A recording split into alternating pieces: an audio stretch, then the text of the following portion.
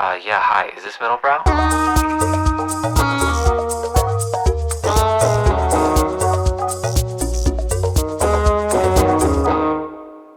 What's up, everyone? Welcome to the Middlebrow podcast. I'm one of your co-hosts, Brian Park.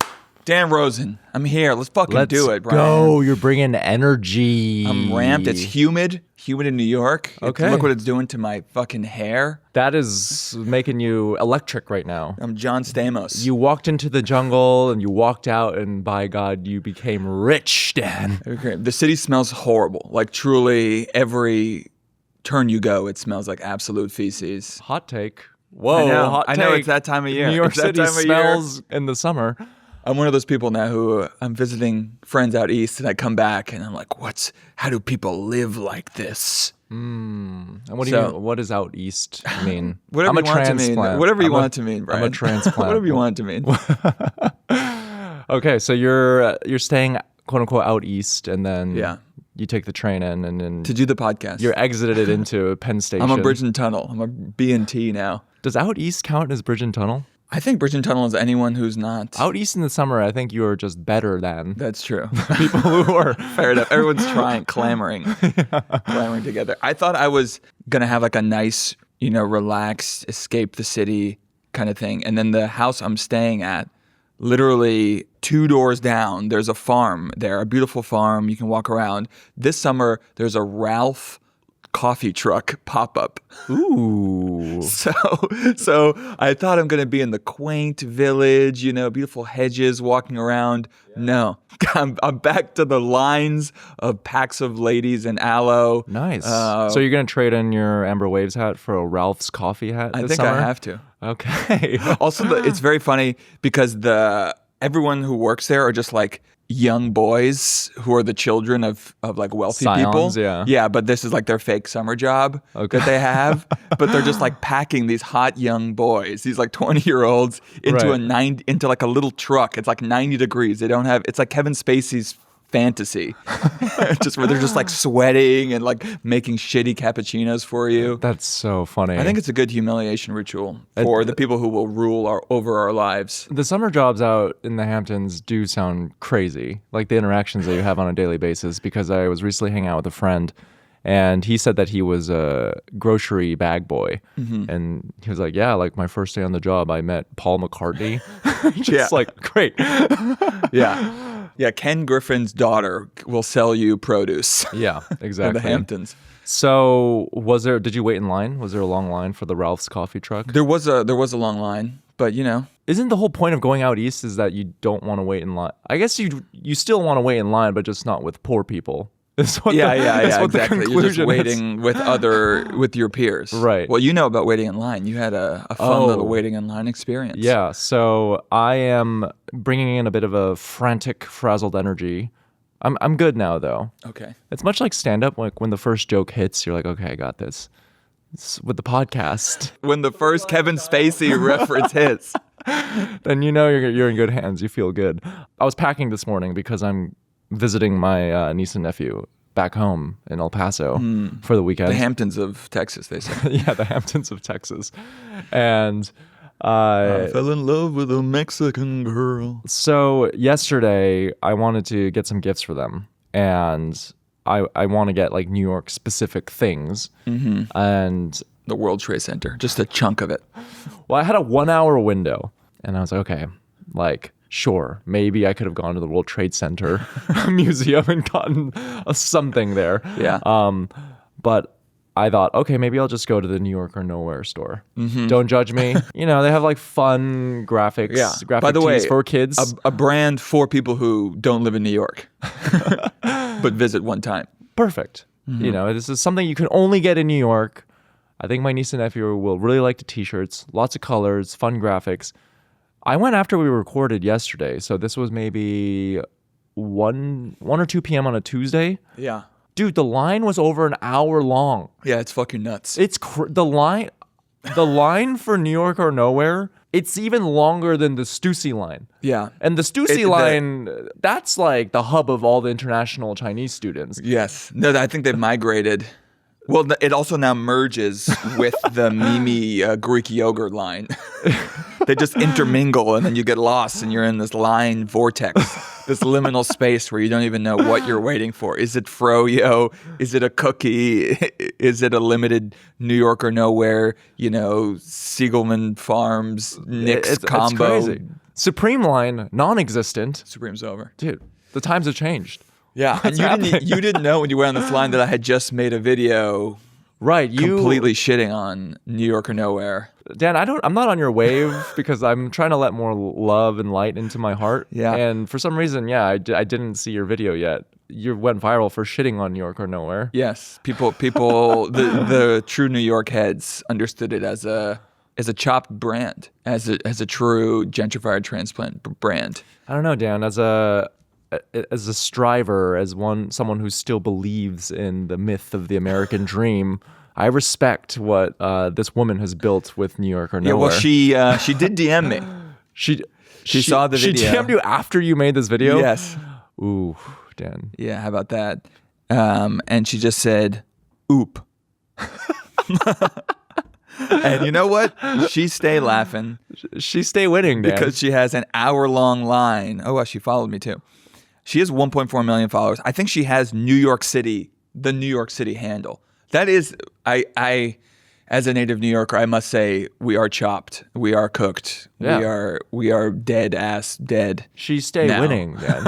When the New York City Instagram handle is now run by the New York or nowhere. Has she even been to New York? This is if Empire State of Mind was a brand. That's if the song Empire State of Mind was like transformed, through a Eucharist, like the blood of Alicia Keys and Jay-Z is in wearable form of the New York or nowhere. I'm torn right now because the hating ass motherfucker in me. It's bad. What is special about, like, people were mad. I had an 8-year-old boy who has a viral. She saw a space in the market, and you know what? I've had this issue before. There isn't like a convenient one-stop shop in New York, like souvenirs. Where do you go? Every single store? Where do you go? In Times Square. Like if you're visiting friends and you want to, much like I did yesterday. They have all the I Heart New York and the fuck you fucking fuck, and this is my... Oh yeah, that's what you want to give your friend? I'm saying those are the stores. It's ridiculous, dude. So there's this, I think, young child whose account is managed by his mom, but he's like 8 years old, Kobe Cash, and he commented, "Hey Dan, native New Yorker here, all 7 years of me." Sorry, 7. "I can't do my job anywhere else, and I love New York or nowhere. Maybe the hat isn't about where someone came from. Maybe it's just about loving the city and supporting a brand that celebrates it. And just for the record, I don't do lines." So now I'm beefing with 7-year-old influencers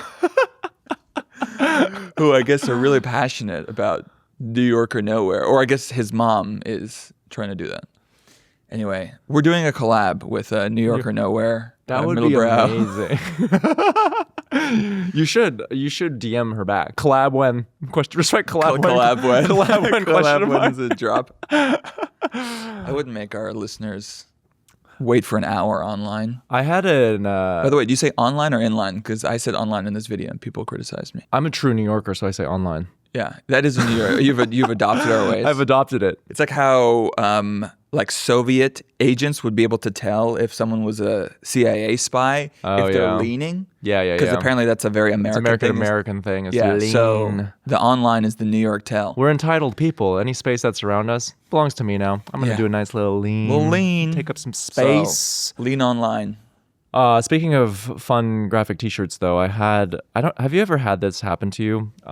So friend of the pod, George, shout out, big heavy helping hand with the merch operation. We're 2/3 done. We're 2/3 done with the merch.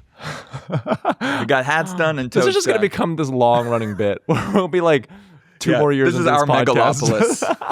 megalopolis. No, but he gifted me a World Cup t-shirt I picked it because it had a very cute dog graphic on it that reminded me of Snoopy, and it's just like a t-shirt that says Copa Mundial. Snoopy, big in Japan. I went to a friend's place to see Mexico, England, and this fucking cool ass like old head New Yorker comes up to me and he was like, "Dog, I need that shirt. That fucking shirt. Wow. He was like, I need it. That fucking dog right there, that took me back 30 motherfucking years. He's like, He mugged you for your shirt? no. But he's like, that dog. And I was like, oh, this dog. And he saw the blank expression in my face and he's like, you know that dog, right? And I was like, no, what is it? And he was just like, that's the fucking logo for the 1994 U.S. World Cup. That's Stryker the dog. You didn't Called me even out know. for being a poser, Wow. dude. You were wearing the Nirvana shirt. You couldn't even name a single album. Has that ever happened to you? You're like wearing something and then like a real head calls you out on it and you just have like no... a vintage thing? Yeah, Just maybe. just shame. You're like, oh yeah. Like, I've heard of it. You can't relate. I can't relate. No, can't relate. I only wear classic vintage things that I personally understand the deep history and This is a texture for. gift. I'm not a poser. It's okay that you're a poser. That was very Gen Z of me. I was like, oh, it looks cool. You couldn't Rocking have it. at least taken a photo, put it into ChatGPT, seen what's up. Is that what you do with all the wares, your vintage wares? Is that you upload a photo and... Value? What's the Crazy. eBay value of this? That was very embarrassing of me, but now I know. But yeah, it's a really... You learned about Stryker the dog. Stryker the dog is a very cute shirt. That's before our time. You were a child. Follow Onside on Instagram. Okay. Great World Cup wares. But yes, before we recorded, Dan, I've been listening to this album, and I felt pride and joy because I was, I've listening to it basically for the last 2 days because this new Wow. album just came out. And I was like, oh, hell yeah, this is exactly what Dan is going to like. And You I were thought- excited. You I was came in excited. So I've been listening to this album by this artist, Nirosta Steel. This is an alias for a Scottish artist named Stephen Hall, Okay. 69 years old. I had never heard of this guy until this week as well. Yeah. So I don't know which chaotic good, I don't know what the 69-year-old PR company he's paying to AstroTurf my algorithm that fed it to me. Absolutely. All my tasteful gays on Instagram are sharing this album. Yeah. Shout Well, out George Severus. And Oh, did he put it out? yeah. I threw up a little Instagram story. George Severus so good. I'm like, I'm in good hands. I'm posting the right things, sharing the right art. Oh yeah, it is good when the right person responds to your story. You're like, oh yeah, I do have good taste. All right, But you had already heard of this artist. I'm sorry. Yeah. I'm sorry. I'm ahead of you in the culture. I walked into game. the studio and I was like, You were "Man." so excited. You were like a little kid. This is what's gonna be like when you bring your New York or Nowhere merch to your nephew. You're like, yeah, we already have the whole sweatsuit, Uncle Brian. Which, by the way, when you made that New York or Nowhere viral video, our old editor of this fucking podcast, Devin, commented on. He said, "Didn't Brian own this Yes. hat?" Did you? No, dude. Wow. Devin. okay. It's on site. No, so I've been. Yeah, so he used to play with Arthur Russell or used to perform. By the way, if you guys don't know Arthur Russell, get on your shit. Get on your Go shit. listen to fucking Arthur Russell. Did you listen to Arthur Russell before Nirosta Steel? Yes. Been on that Arthur Russell train. I did not listen to Arthur Russell before Nirosta Steel. Did you start listening to Arthur Russell? I started listening to Arthur Russell. Okay. That's yeah. us. Yeah. That's us So before we got here. new album, My Skyscraper by Nirosta Steel. Official Middlebrow recommendation of the week. Well, I'm still working through it. I don't know if I can fully recommend it, but That and the Madonna. If you need the exact opposite, you could listen to the new Madonna Confessions too. so kind of a flex. This artist Stephen Hall, he just turned 69, and then he released this album the next day. He's like a 69-year-old new pop star, pop sensation. Yeah. And By the way, Madonna 67 too. Maybe it's, the late 60s is when you can still put out good music. I feel like it used to be you're done. but reading about Stephen Hall, What's his deal? It's kind of like a history lesson in the peak, like downtown New York of the 1970s. Oh, nice. Because- Who was he hanging with? So he was hanging with Larry Fagan and Allen Ginsberg. And then he lived in like the Poets Building. And Oh, then right. And then Allen Ginsberg introduced him to Arthur Russell in the mid 1970s, and then they struck up like a really great friendship. And This is why we need affordable artist housing. So you could have these, interactions between poets and artists and painters, this cross-pollination, that happened in the downtown scene. Yeah. And that's really how you get great art. And now what, Brian? Well, we have the internet for that, Dan. Yes. Yeah.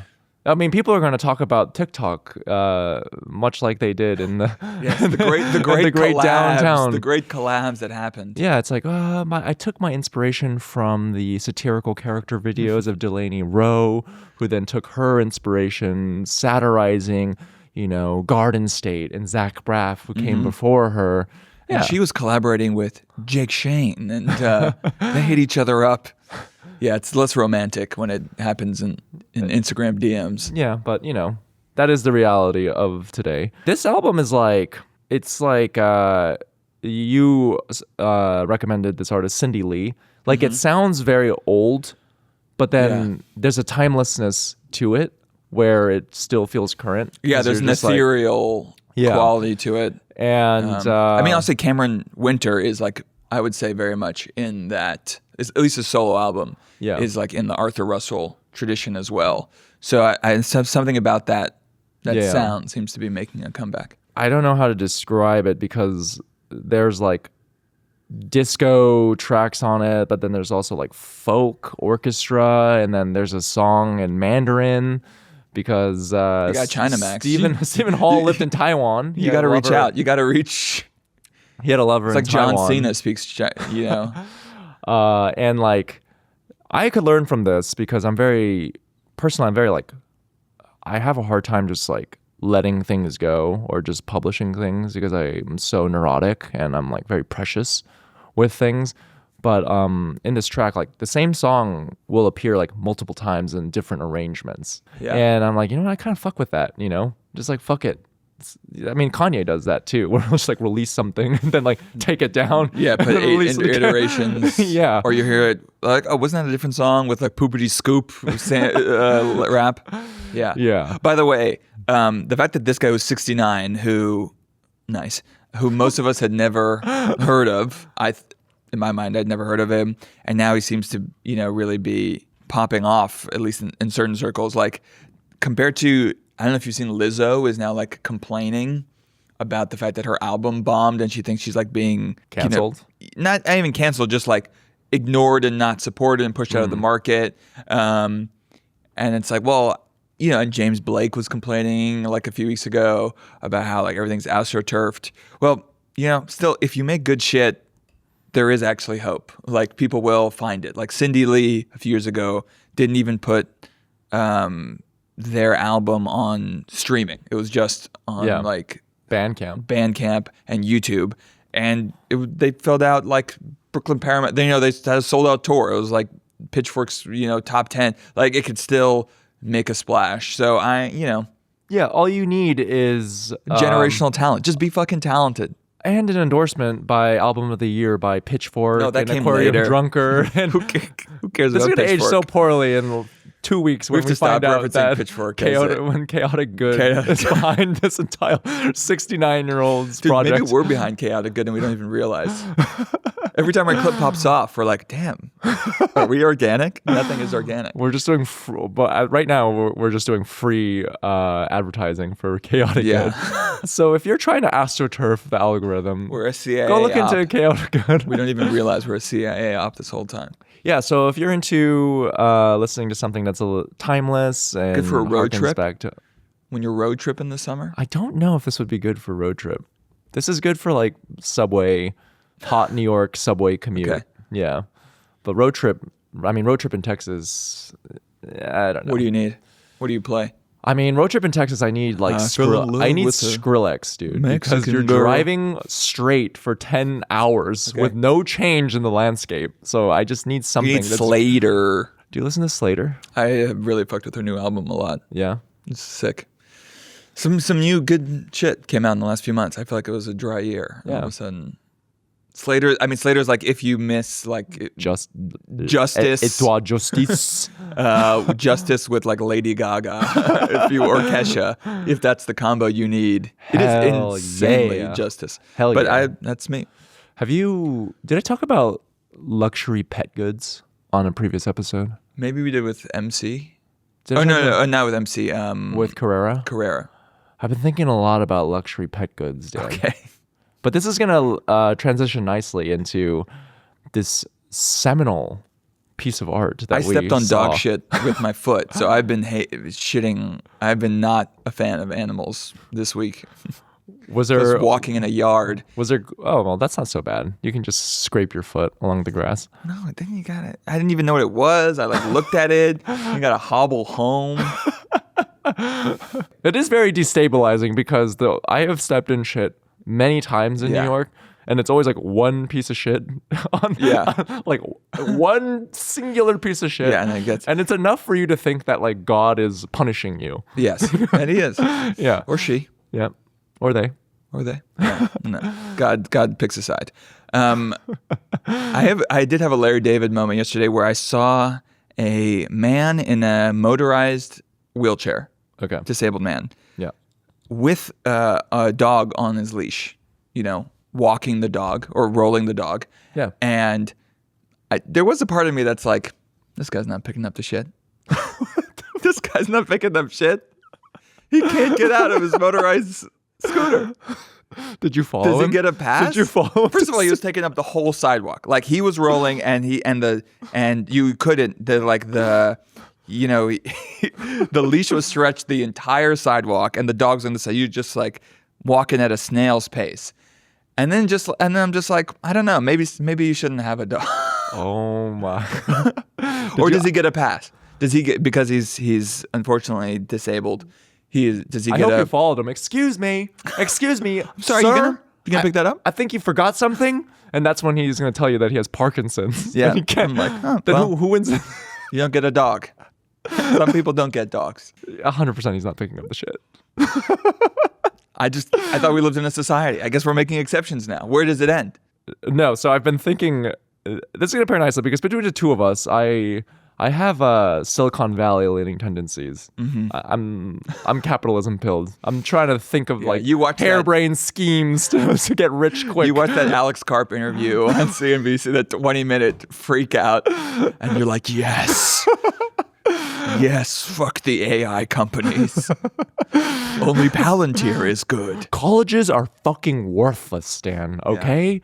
Shouldn't we just go on the front lines and do something real with our lives? Why isn't Taika Waititi played him in something yet? It's uncanny, the resemblance. They act very similarly. They Yeah, have annoying. they have this Extremely like annoying. they're like quirked up chunguses. Yes. They feel like really tedious to get stuck with at a dinner party. They're both polyamorous too. I mean, half Jews, half POC. Taika Waititi will play Alex yeah, Karp in a future biopic. I guess he kind of played something like that in Free Guy. Who? Taika? Not Alex Karp. What was Free Guy again? Free Guy was the Ryan Reynolds NPC. Where he's like in a video game? Yeah, he realizes he's in a video game. Yeah. And That's a begins to perfect have free airplane movie, will. by the way. That's It's the kind of movie 'cause you you can only fall watch on asleep. an airplane. Where you're like, I'm never gonna pay money. I don't for believe in this. airplane. Airplane movies is like I force myself to watch like Fruitvale Station. I'm like I must do it. I don't believe in watching. And then I No, just watch dude. Wolverine from someone else. I put on a homework movie and then I watch Wolverine on someone else's screen. No, and that doesn't count. I disagree, dude. Airplane movie. By the way, Fruitvale Station. That is a movie that will make you cry at sea level. So to watch that on an airplane. I fucking bawled in that movie. Airplane movies like 40 to 70% on Rotten Tomatoes. Okay. That's the sweet spot. But I'm excited to watch Minions versus Monsters on the airplane. on an airplane because no one will see it with me. That's 97% That's on Rotten surprising Tomatoes. because That's it is the highest. number one in the box office right now. I know, and I'm not friends with any 7-year-old children. Or you should ask the 7-year-old influencer who loves Near from Nowhere. He's like, let's go on a little date. Oh my God, Dan, please don't do that. You think I'd get in trouble if I DM'd a 7-year-old boy and said, "Do you want to go see Minions and Monsters with me?" You need to chill with the movies, man. You've been trying to get me to see Citizen Vigilante. We're gonna talk about it on a Patreon. If you want to hear me and Brian talk about fascist agitprop, you got to subscribe to the Patreon. We're not giving you that shit for free. And now Army Hammer is just publicly Do regretting. you want to explain to people what? Well, you explain, because you told me to watch it. I was like, what is this? And I saw that it was 3% on Rotten Tomatoes and it's critically panned. And I was Well, like, you can't trust the lib critics, okay, when it comes to this kind of urgent movie. Citizen Vigilante is it's an English language film, but it's by German director Uwe Boll, which it seemed like the only gig that Army Hammer can get. Sadly, he got paid $250,000 to start. I mean, before he was like selling cars. Like, what's he gonna timeshares in the Cayman Islands? Yeah, he wasn't asked to be in Social Network 2. Like, he's full on tar. You know, he's not getting work. So he signed up for this movie, and this movie is just pure fascism. It's about someone who hunts down. The right now has this belief that there's like immigrant hordes who are coming in and sexually assaulting women, and they're not being tried because of, like, I don't know, German wokeness or something.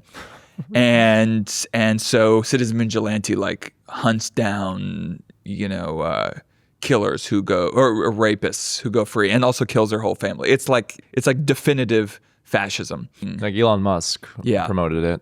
Yes. As he has a tendency to interfere with right-wing populist movements in Europe. And I mean, he's basically out and out. So maybe we shouldn't fascist. See this. And we're gonna watch it. We're gonna watch it for free. Yeah, we're gonna watch it for free. It's on Twitter. We're not gonna support Uwe Boll. But like, there are good have you seen Death Wish? No. Okay. So there's like Death Wish. There's like Dirty Harry. These are like movies that came out in the 70s when there was rampant, like when crime was insane in America, and it felt like there was a breakdown. And these are these like vigilante movies where it is someone going outside the law and just like killing whoever he thinks is, Charles Bronson or Clint Eastwood killing whoever he thinks deserves it. But the thing is, those movies are made well. So it does kind of like make your blood kind of, you get a little red hot blooded, you're excited, like, yeah, fucking kill them. And you're like, oh no, I'm like a good person. No, we need a court of justice and all that. But this seems, I know, I'm excited to see this because I think it seems pretty unabashedly evil. And now Army Hammer is sorry. He's in Triumph of the Will. It is, it's straight out of like Veep, where Army Hammer is the star of this fascist film. Yeah. And then now he said he watched it and he cried because he hated the way that he was portrayed and he regrets to it. Just what did he think he was signing up for? At what point did he think like, oh, I'm actually, I'm just making John Wick? Like, what did he think was going on? But then also he agreed. He's already signed on to do the sequel. Well, maybe the sequel, he goes to prison, Brian, and he faces justice. Have you thought about that? Okay. Maybe Angela Merkel comes and throws him in jail. Maybe that's what's going to happen. Okay. So, listeners, we are going to, before we talk about Arthur Miller's Death of a Salesman, I bring up luxury pet goods because that speaks to the Willy Loman in me, okay? Yeah. And you're a salesman. I have Willy Loman like tendencies in me. You love brands. Dude, I believe the myth of America. Full on, dude. I'm the embodiment of the American dream. Yes. And it's not working out, much like the great literature. I met someone at a party and they were telling me how they have a friend who's starting like a luxury pet vitamin company. Mm-hmm. And you shot them in the face? No, but they said it's like an incredible segment, and a lot of VCs and PEs are like going into this segment because. How do you even know if your dog has B12 deficiency? But they said that's why it's so great, because it's evil and sinister, but the logic makes sense, Dan. They were telling me how childbirth rates are on the decline. More people are buying dogs or buying pets, and it's becoming more normalized to like project your own behaviors onto your pet. Right. And then there's fewer regulations. So there's no like FDA approval for these supplements. Sure, yeah. Why worry about that? And then the dog can't communicate to you. It can't tell you if something's not working. Yeah. So if like sunscreen, like if we have sunscreen and it doesn't work, like you can write a sternly worded email to the brand, but yeah, how can you tell? Exactly.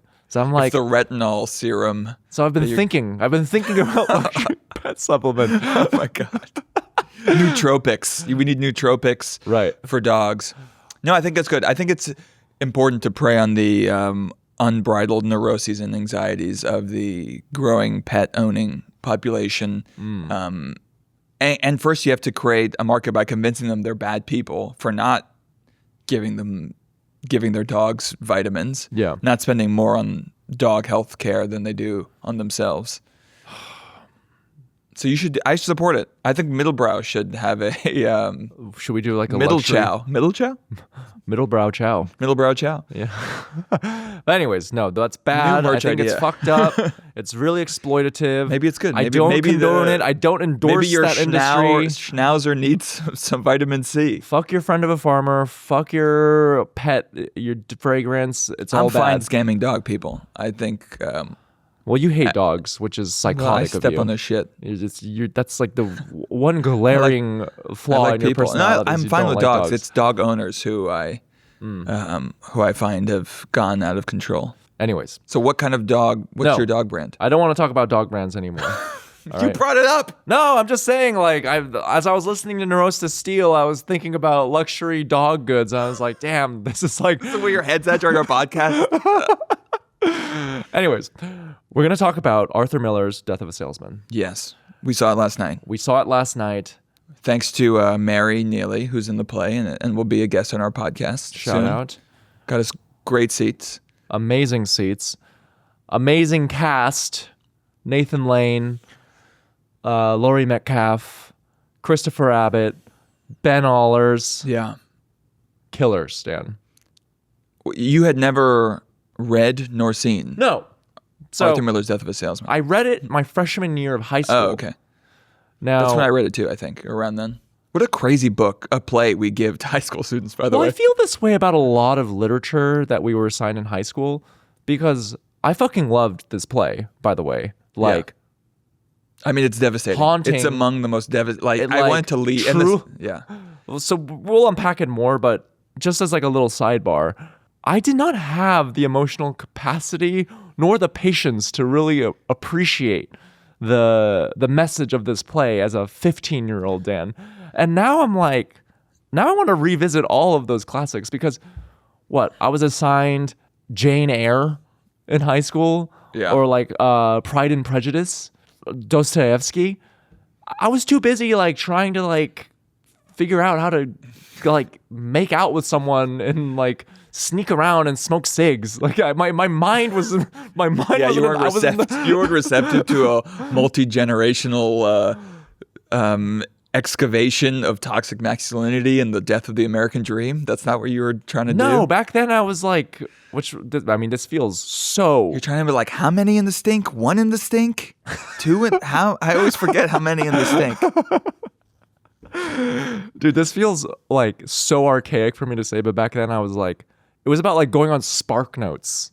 Yeah. An hour before your discussion section. Yeah. And then, or like trying to integrate that into an essay, And but make now- it sound like you had written it so it can like bypass some cheating checker, Yeah, you know? you were doing pre-AI. You were working hard to not.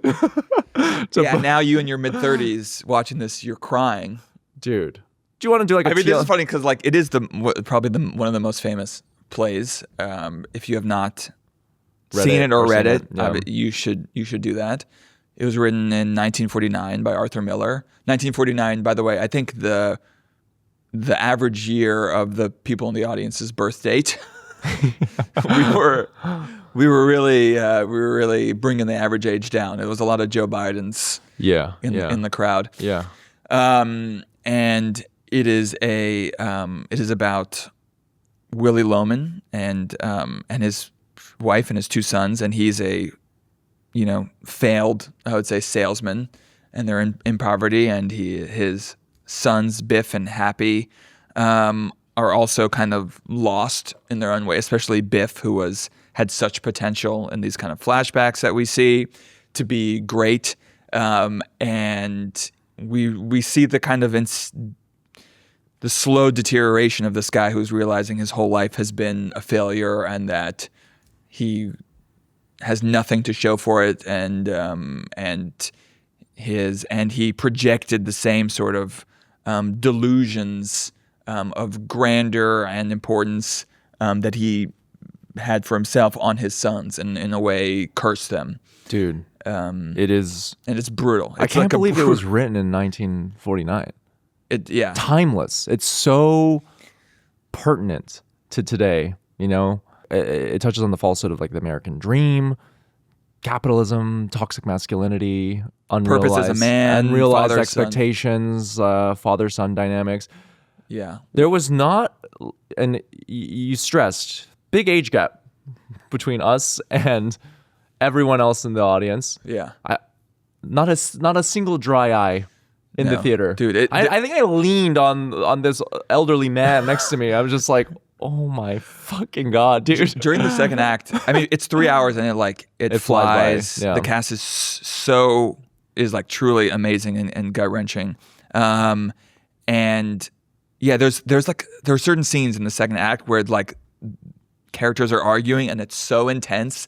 They're just like, I want to pause this. Like I need a break, you know. And anyone who's got some daddy issues, this play is gonna inflame them. As someone who has an extremely toxically masculine machismo father who's incapable of admitting he's wrong, incapable of working with others, and like a mother who unfailingly supports him despite him being an ass. There's so many moments like this is especially the interactions with Biff and Willie, where it's almost as if like Arthur Miller had like a recorder in my home and then just ripped that dialogue and then put it straight into this play, dude. I don't know, man. This was so fucking heavy, dude. Yes. And I'm flying back home later today. Well, also like get ready.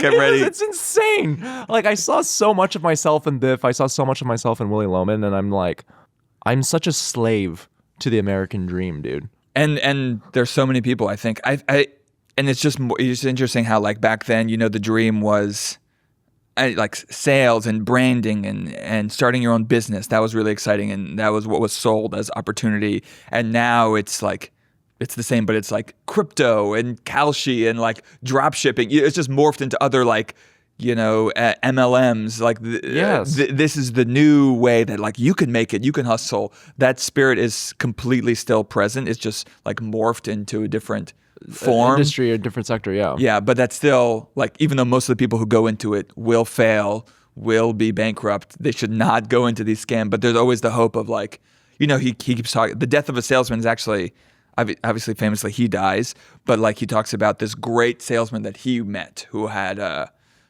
funeral where everyone came. You know, who even knows honestly if it's true? Yeah. But like we always look at the few people who succeed in America, right, and think like, oh, that can be me. I can do that. Even though, you know, actually most of us will never even reach close to that. Most of us don't have the personality for it. You know, he's obsessed with being likable. You know, it's like you're well liked. Like that's all about who you know. Yeah, that's all that matters in America. Not like character, not, you know, doing what maybe you're naturally good at. And I feel like we're having the same conversations now, where it's like people should actually maybe they don't need to go to college. Maybe they don't need to learn how to code. Maybe they're actually like, you know, this dream that we have where everyone can just be like a billionaire startup founder. And actually, most people should just like have a good, dignified living, and we should value everything else as much. I mean, Willie Loman. We're gonna keep trying to be podcasters after that. I know. I mean, Willie Loman is like Donald. That's like Donald Trump's rhetoric, but Trump is getting everything that he wants. Yes. Yeah, and Trump is the example of it succeeds. He is the ultimate salesman. Like the self-mythologizing. It's everything. Yeah. And he also convinces everyone else of his reality. Like you enter his like warp, right? You know, it is. I don't know if the Trump stuff was like overt, but it's definitely hard not to sort of think about that. It's just interesting, like, oh, this is what happens when that character like fails, and it's the fucking saddest thing. But actually, you really start to have very little sympathy for Willie Loman. I don't know. He's like, I mean, personally, I can still empathize with his frustrations and in his delusions. Yeah. Like, I'd be lying if I didn't say that I like carried some aspects of that. I see it, and I saw it in my parents who like came to America with no money and like did realize the American dream. So then now I'm like, well, I can do it. I can do the same thing. Well, when I talk to it's my possible. dad, I still have the same, like I still find myself like, I don't know. I don't feel like I've like detached myself from his approval in many ways. Yeah. But I still find myself like, oh, I have to say like how much money I made on this deal, you know, or this opportunity. And because you still want that like approval and you buy into their worldview Right. when you're with them, and you can still feel, and that's like the tragedy of Biff is like he's still dude. It's funny that we're talking about a play from 1949 that feels like we've seen so many new plays that have been written that like. Which, by the way, I have a newfound admiration for playwrights today now, because I did not pay attention in English class, but if I was an aspiring playwright and I saw this and read it, I'd be like, all right, gonna pack it up. What's the fucking point? Yeah. I'm never gonna create anything. And it doesn't feel like, it feels like way more, or I mean, I guess obviously because it has contemporary actors and a new staging, but compared to like movies from the 40s, it still feels insanely urgent. Yeah. But yeah, I don't know, like it doesn't, there's like one line in this play feels more like gut wrenching than entire, entire productions I've seen of newer plays that just feel kind of limp and flaccid compared to it. So go see Death of a Salesman. Shout out Scott Rudin. By the way, is he back? Well, yeah, he still got that right hook, very literally. Got that uppercut. I guess he's back. I mean, he and Barry Diller produced this. Yeah, I guess so. Yeah, dude. Stage design was amazing. Yeah. So super sick. It was like in this like industrial. It kind of reminded me of like a Berlin warehouse. Well, I feel like a deteriorated. Yeah. And I feel like decay. Like you felt the whole time they're on this decayed warehouse, and you feel, and the Chevy, the car, which is like his car that he had to sell, I think. Yeah. Is like just stares at you the whole play. It's like a reminder, like, and it keeps breaking down. Like he keeps, I feel like we're in an English freshman year English class, but he's like all he buys this car and this refrigerator. He wants all these things that like symbolize, status, and they keep breaking down and keeps having to repair them and fix them. And I feel like he's always mortgaging his life to pay for the American dream, which he only gets when he dies and they finally repays the house. It's fucking brutal, dude. This is a brutal play. Yeah, I just keep thinking like Christopher Abbott's final monologue, where he like confronts his dad. Yeah. About like not being able to accept him for who he is. Ugh, fuck, it's too much, dude. It's too much. It's a lot. I was almost like laughing. But the thing is, like, clearly seeing how emotionally moved everyone was in the theater. No matter who you are, mate, is this just our destiny as humans? Like, yeah, I think there will just be constant disappointment between generations and expectations between you and your children. So he wrote here, how come phones still be going off in 20? What is this? I mean, like 4 phones went off during the fucking play. The audience was like 80 years old. I know, dude. but it's been 25 years of phones. Like, at what point? I don't even know. I don't think my phone has rang in 10 years. Maybe their children who are supposed to teach them how to silence their phones have cut them off and set boundaries. You gotta let me go. I'm nothing. Just nothing makes me. I just don't get it. I don't understand how it's possible. I don't know how they're able to. If they could fall for scams, from random people telling them they owe money to the government or something, then they should be able to silence their phone. Maybe that's why. Maybe that's why they fall for scams. Maybe this can be an exercise in empathy, Dan. First, just empathize that maybe these elderly patrons are, they don't really know how the iPhone 17 Pro Max works. They have 1,000 font where one letter appears. They didn't mean to. Maybe they were in a rush. They forgot their medication and they didn't have the time to start with there. And then maybe you'll be able to find the empathy to see the value in New York or nowhere. Yeah. And you can write a nicely worded message to the founder. I'll try to saying, find collab empathy with with me. What do you think of the flashbacks? Oh, I loved it. I liked it. Yeah. You didn't like it? I thought that was the one thing that felt a little dated to me. I don't know if that was the staging of the play, but there's like, Biff, you're gonna fail your math test. You know, there was like that.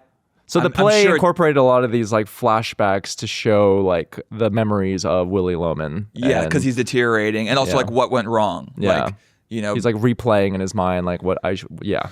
Yes, and there's all a lot those of wrong like, decisions. There's a lot of that lays it on a little thick, I would say, in the flashbacks, and maybe that's modern art. That was exciting in 1949. I used a lot of Spark Notes, so I appreciated the hand holding. You're like, this is a little thick. I'm like, yes, I like this. I need to know. I need to know. He didn't take the test. His father told him not to take the test because he did not need to. He was a star football player. Oh, yes. Okay, so this is why he's fucked up, because he walked in on his father having an affair. Yes. Okay. But we've consumed a lot of art, Dan. We watched Olivia Wilde's The Invite. Mm-hmm. What did you think of this? It was the best Woody Allen movie I've seen in 20 years, I would say. I can't tell if that's a compliment or are you saying that in a pejorative way? No, I like Woody Allen movies. But everything about it, like even from literally the font of the movie and Penelope Cruz. Yeah. There's a... and the premise, okay, so for our listeners, the movie ends with with we like gotta explain jazz. this to our listeners. Okay, so but I liked it a lot. Our listeners, The Invite is a new film by Olivia Wilde. Did A24 distribute this? Yes, it feels A24. It's very written A24. by Rashida Jones. And co-written with Rashida Jones. Yes, which I didn't know she was writing movies. Bars, Rashida Jones, Harvard pedigree. Don't Harvard miss. Pedigree. So this film stars two couples. Olivia Wilde and Seth Rogen are a married couple, and then you have Edward Norton and Penelope Cruz, who are another married couple, and they all live in the same building. And Seth Rogen is this like cynical, bumbling, like. By the way, kind of Willy Loman also in that feels like a failure in his career. He wanted to be a former musician. And he takes it out on his wife. He basically like has allowed his self-hatred to fester and rot his relationship. And Olivia Wilde plays this very neurotic. What does she do in the movie? I mean, she's very into interior. She's an interior designer. It's unclear, but it seems like she doesn't work and she puts all her energy into interior design, into the home, and doesn't feel seen or validated by her partner. Yeah, and it feels very play-like. It all takes place in the apartment. And they invite Edward Norton and Penelope Cruz's character over for a dinner party, and then hijinks ensue. Yes. Yeah, which exposes like the cracks in both of their respective relationships. And Olivia Wilde just got that fastball, got that heater. I thought she was a much better director than she was actress. I thought it was fantastic. I thought her character was the only character that felt like a little too much, too caricature. Like she started up here and like insanely, and I didn't understand fully like why she was so anxious, so neurotic, and she kind of didn't have anywhere to go, which might be the screenplay thing as opposed to a performance. Well, I thought the movie looked great, and like I was not bored at all. Because this film is an adaptation of a Spanish film. Oh, really? I didn't know that. Yeah. So it's an English language remake of a Spanish film called The People Upstairs. Wow, Penelope Cruz loved doing. She also was in the Vanilla Sky. Was Vanilla Sky a remake? It was a remake of a Spanish film, which she was in. She played the same character in each one. Wow, what a throwback. Have not seen Vanilla Sky, but... Amazing movie. I don't really know what the message of that movie is, but the trailer was like a very... It's like pure... It's like what happened... Like, is it like the worst thing that can happen to you is you're not hot anymore? Who's in Vanilla Sky? Is Cameron Diaz? Cameron Diaz and Tom Cruise. Vanilla Sky was like a very sexually like formative... It's like a very sexually formative memory for me. I swallowed your cum. That means something. No, but in the trailer, there's like there's a shot of like Cameron Diaz topless. Oh. So I haven't seen the film, but You've never seen the movie? No, but Oh, I that's distinctly great. remember being like a preteen or a teen, and being like, "This movie's Literally so the moral of hot. that movie I is cannot like- see this movie." Is like bitches are crazy, and it's very sad when you're Okay. not as hot as you are. Oh That's my like god! So kind of the terrible moral. message. Yeah, but the vibes are amazing. I would say that this is like Seth Rogen's incredible in this. Yeah, he's really, really good. Arguably it's career like best. Super funny. Dude, Seth Rogen's like the woker he's becoming. Because now he's just talking about how he like doesn't work with James Franco. Yeah, and like you should expect your car to be broken into. I think he said something like that. If you live in LA, like yeah, it's LA. Like your car should get broken into. You live in a big city, Dude, career. But I can't see his character being portrayed by anyone else. Amazing. Yeah, I wonder how much. I know that they talked about how they like rehearsed a lot. And they like they rewrote it together and formed but they're all great. Edward Norton's great. Yeah, they were all really, really good. I didn't love that that it was well turned into casted. an episode of couples therapy at the end. Oh, I see. Like at the end with like the big Penelope Cruz's monologue. Yeah, and it's literally like they're there and she is a sex therapist and then like Yeah. she serves. There's like 20 minutes where she's just like, Let me tell you exactly what's wrong with you. yeah, and that's like, and I don't know. I had an issue with that, and I also, this is a spoiler, so fast forward like, I don't know, 2 minutes. Or just don't do the spoiler. No, I think you it's need important. the spoiler. I need the spoiler. I didn't like that. Okay, so the whole thing is that Edward Norton and Penelope Cruz's characters are like swingers. Sexually progressive, yeah. Yeah, they have orgies and they're very free and open and loving. Yeah. Which is in They're stark your like contrast. prototypical Burning Man Yes. couple. And he's like a fireman, whatever. And Seth Rogen and Olivia Wilde it's like a couple, which is They're like, it's they're at anxious death, and neurotic. they should, their relationship is at death's door. Like you just. I can't help it. It's I like can't brutal. help Like but every time assume- one compliments the other, they turn the compliment into like an insult somehow. Yeah. If someone says, "I like your shirt," you're like, "How come you never tell me that?" It's just Yeah. like it's brutal fighting dynamics, and that you can tell they really resent each other, and you feel it. And but they're not having sex anymore, and the Edward Norton and Penelope Cruz are like propositioning them to sleep with them and join their fun. But I think the movie is like is scared and they never have sex, or like they're so close and they're about to, and the What? movie is too scared to actually like fully go there, and like they're about to, and then it's interrupted by some like hijinks and it goes wrong. Yeah. And I think a more bold movie would have been like, let's actually like See them have sex in the yeah, fallout like of let's see that? the consequences of that. Let's go there, and it kind of chickens out a little bit. And I think I don't know, like if like Luca Guadagnino was directing it, or someone who's maybe like a little more like fucked up or weird, like would they actually take it further? And this movie is a little too like it stays a little too cute in a way. Why? You just thought it was like too convenient and like all of it felt a bit contrived in how they like propped the like how the narrative moved forward. Yes. Ah, I see. Yeah. I Yeah, sh- I, I thought like they these set up kinds of something movies, so though. exciting. Like, oh wait, they're like, this is actually going to happen. Like, let's fucking like go there. Let's let's be surprised. I would have. I'm Yeah. trying to think, like, who's a director who would have. I don't know. It honestly feels like a European movie. It Yeah. feels very American. And like, if it was a European movie, if it was like Alfonso Cuarón or something like that, like they would have actually gone there and we would have seen what would happen. And the movie kind of like reached the edge, and then it like U-turned. It's like, no, we can't do that. We have to just like Right. turn into Esther Perel. I thought it was very funny overall. Yeah. And yeah, it's hard to have a one location Oh, so difficult. movie work, and that's Yeah, I was when I left the theater, I immediately thought of like the feature ideas that I've had are the ones I'm working on, and I'm just like, mine's never gonna get produced. It's way too many fucking locations. There's Yeah. an airplane. How am I gonna charter an airplane?